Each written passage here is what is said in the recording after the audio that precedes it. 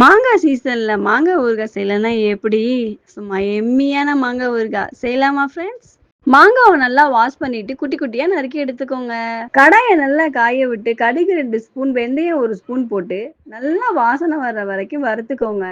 நம்ம கட் பண்ணி வச்ச மாங்காயில உப்பும், மிளகாத்தூளும் நம்ம டேஸ்ட்டுக்கு தகுந்த மாரி சேர்த்து நல்லா ஊற வச்சுக்கோங்க.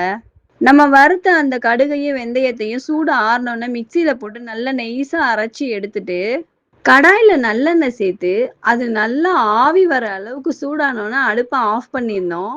சூடு ஆறுனோனே கடுகு, கருவேப்பிலை, மஞ்சள்தூள் சேர்த்து தாளிச்சுட்டு, நம்ம ஊற வச்ச மாங்காயில பெருங்காயத்தூள் 2 ஸ்பூன் சேர்த்து நல்லா கிளறிட்டு, நம்ம அரைச்சு வச்ச மசாலாவையும் அதுல கொட்டி எல்லாத்தையும் ஒண்ணா நல்லா கிளறி வச்சுட்டு, நம்ம தாளிச்ச அந்த எண்ணெயையும் சேர்த்து மாங்காயில எல்லாத்தையும் ஒண்ணா நல்லா மிக்ஸ் பண்ணி கலரிட்டா சூப்பரான மாங்காய் ஊறுகாய் ரெடி.